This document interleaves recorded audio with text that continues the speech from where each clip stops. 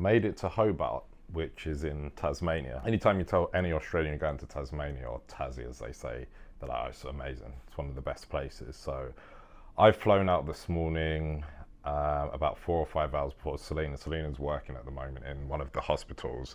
She's going to fly in, I think, leave about 4, 5 o'clock and get here about 7.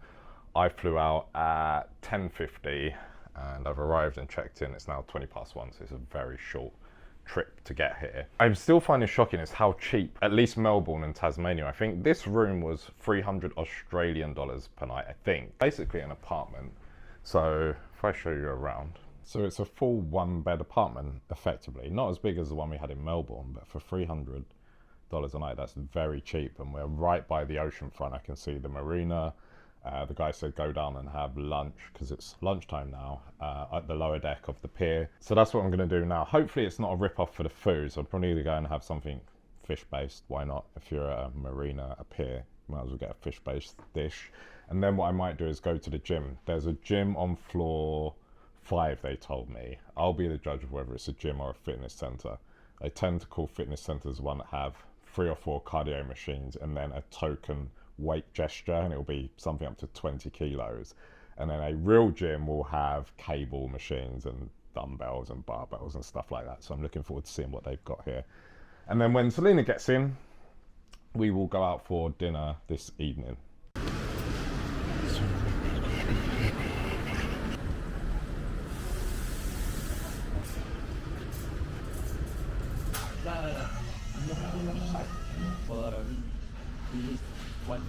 So I had every intention of getting a burger, but this entire street is full of great food, and Japanese karage enticed me in. It's so cheap here. So it was $12.90 for karage rice, veg, and a can of Coke, which is about $8.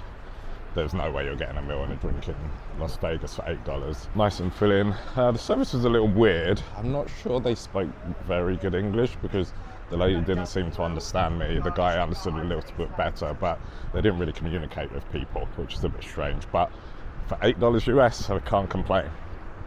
I'm gonna take a little walk now. Got about 4 hours before Selena shows up. So I'm gonna go see what's down by the pier. The day after we arrived, forgot to record when Selena arrived here. What time did you get here, Sal? She can't remember, she's very sleepy. She just got up. Her brain doesn't work in the morning. My brain works from the very second I open my eyes. Selena needs a good half an hour to warm up and then maybe a coffee and then she's okay. I'm always good to go. Whereas the reverse is true in the evening. If you try and talk to me after a certain time, my brain is off and Selena's is on. She's got it like 6. Yeah. She's nodding. About 6 o'clock. We didn't realise, we come from a place in Vegas where you can walk into any restaurant at any time pretty much. Melbourne is very similar, but here you have to book, so all of the good restaurants were booked up. We're going to book one for today, so we ended up walking around the high street yesterday without much success until we found, of course, an Asian place to eat, our favourite. We try to avoid them because we eat at Asian food places all the time. We try to avoid them when we come away, but somehow get pulled back in. However, it was very good. It was a Japanese place, really, really good food. And again, we ordered, I don't know, 5 dishes maybe, and it came to maybe $70 US. So particularly cheap. Even the hotel food and drink is quite cheap here.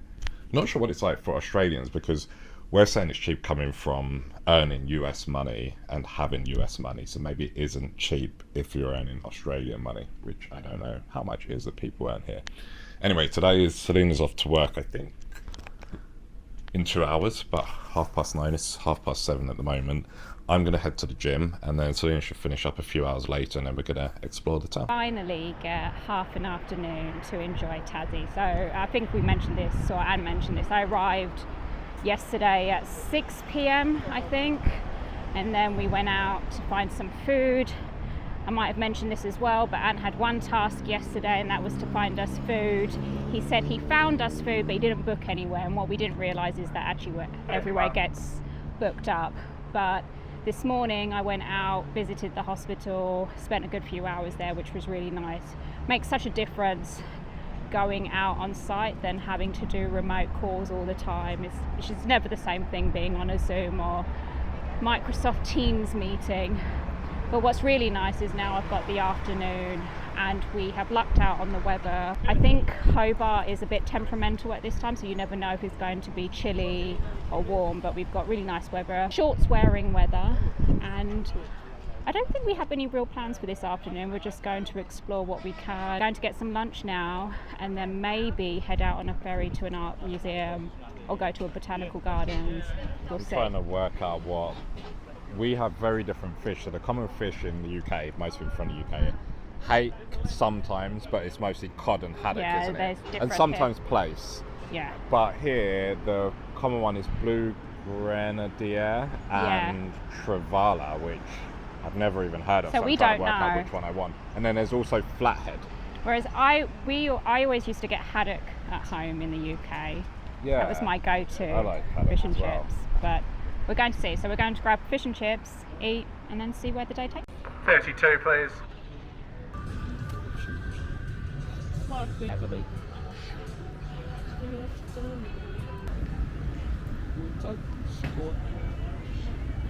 Finished our fish and chips. We had something called trevally. The fish and chip options are different, but it was quite, I don't know, very meaty fish. I'm not sure I would ever choose it again. Similar to tuna texture. Yeah, so not my favourite, but it was still a decent fish and chips. And then Anne has treated us to ice cream. So there was a popular ice cream creamery place where we were sat, and there's a constant flow of people going in. And you've gone for rum and raisin? And salted caramel. Oh, I don't think I've ever had rum and raisin ice cream before. People love it, but I can see why. I think this would be my instant favourite. right. So our plan at the moment is to see if we can get on this cruise. And it's a cruise. Neither of us have paid much attention to all the different options of what you can do in Hobart, but there is a cruise that you can do where you go north up the river or south. We're going to see if we can go on the North River ride. South one, I think, doesn't run in the afternoon. Okay.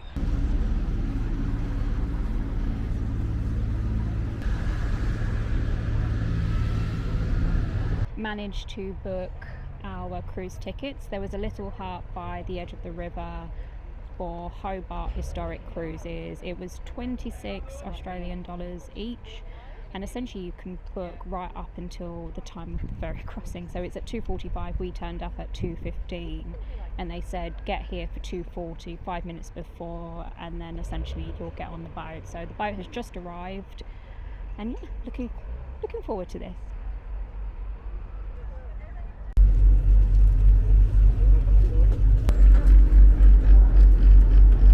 We hope you enjoy your cruise around the creek this afternoon. Just remind you, life jackets on the main deck, in the funnel, Mickey Mouse ears on the funnels, double duck and Huey ducking over the stern. Then the other from the funnel to hotel there. Second one's in Franklin Square. And Franklin did find 2 of his ships and 30 of the expeditions in the ice. They believe they died of lead poisoning. We finished the cruise. It was an hour long in total, or just under. I didn't actually check the time. I know that's what they say. And it's definitely something that we recommend doing if you come to Hobart. It's just a nice way to see a bit of the island and get some very funny commentary along the way. So the captain was pretty much narrating the whole trip and giving you a history lesson of how the harbour came to be, how Tasmania came to be, all of the English and French settlers, I guess. Yeah, we were very lucky, we keep saying this, with the weather, because when we did Alcatraz it was absolutely freezing on that ferry crossing. So, and probably about 5 times the amount of money as well. This was definitely a better trip than Alcatraz for me. $28. What's that in Australian dollars? So about 19 American dollars for an hour with a history lesson. And it kind of looks like the French Riviera. Oh, it's really nice. So what you don't, even though you appreciate that the scenery is really nice here, you don't really get a full view in town, whereas the ferry really does allow you to take in what looks like the French Riviera, as Ant said. All in all, I would say it's probably the best value thing we've done so far in terms of value. Yeah, absolutely. And then after that we had some drinks, and that was really nice as well. And we were both talking about this. There's something very nice when the sun's out and the scenery and the water and just that collective. That's something that we do not get in Vegas at all. Yeah, definitely not Vegas, but then when you do get it in certain other places, it's either crowded or dirty. Yeah. Just super busy. Melbourne. Is that the right way of saying it? How do you say Melbourne? I say Melbourne, but that's just, Exactly. I'm saying it's my accent, Yeah. so I'm sticking to it. And now Hobart have been really quiet for us. There's not Yeah. really any rushing or busyness to it, so it's quite nice. It's very relaxed. I don't know. What was a bit surprising to me about Hobart was how much busier the town is than I expected. I'm not saying this is a super busy city, but when I arrived yesterday, I definitely had the impression of a much quieter town, and what you can see around us at the moment is the local traffic, and I'm presuming this is rush hour because people are getting 5 o'clock. Yeah, so it's a lot busier than I had thought it would be. You would assume it's kind of this sleepy island, but Yes. it's a real town, city. It has that its CBD area. A huge amount of medical stuff all around where we are. The whole Yeah. place. And when I went out to get my coffee, 50% of the people that walked past were medical. They were in scrubs. But yeah, you're right. It's busier than expected, but it's not really No, yeah. not that busy. The people that I met today were talking about, I was asking them what it's like to live in Tassie, and the person I met, she moved here 17 years ago for work, did not expect necessarily to stay here for a long time, but she said she absolutely loves it here. The pace of lifestyle, the scenery, the things that you can do, and she can walk to work. So she was definitely selling to me why she likes it here, and I can see why. For the certain type of person, this does. Maybe in retirement. Yeah, I don't think it would work for me and Anne. I don't think it'd work for us right now. We're too young. I'm not sure being isolated from Yeah. mainland would be great.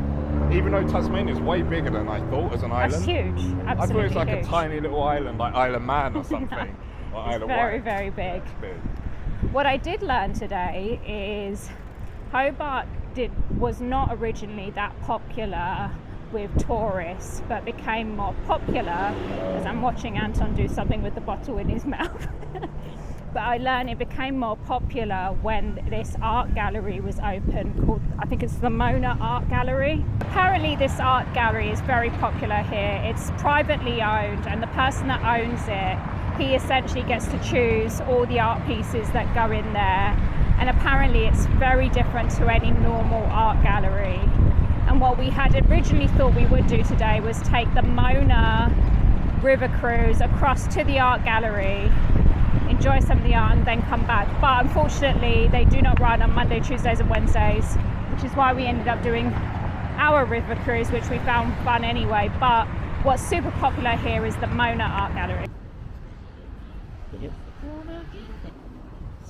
We've just finished having dinner at Muir's Upper Deck. So Muir's is a restaurant that you'll see as soon as you come into Hobart. It's green and it has a lower deck, which I understand is more casual dining, fish and chips, fried foods, and then the upper deck is for more, I don't say it's fine dining, but it's, I don't know, I think it is. okay, it's verging on fine dining. So it's a nicer experience on the upper deck.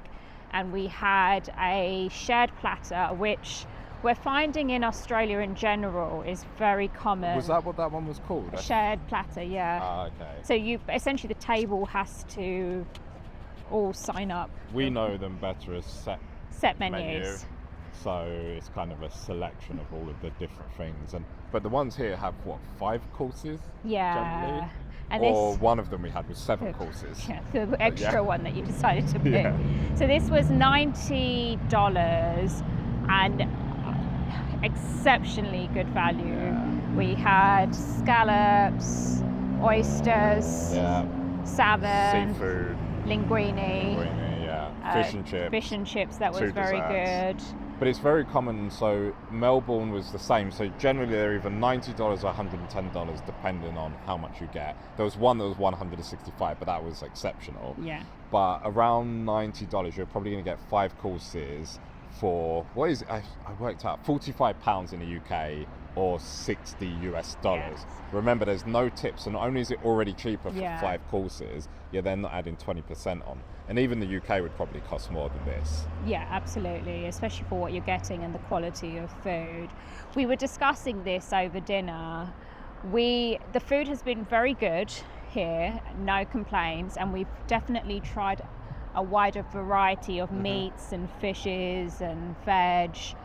But head to head, as much as everyone says, if you're a foodie, go to Melbourne.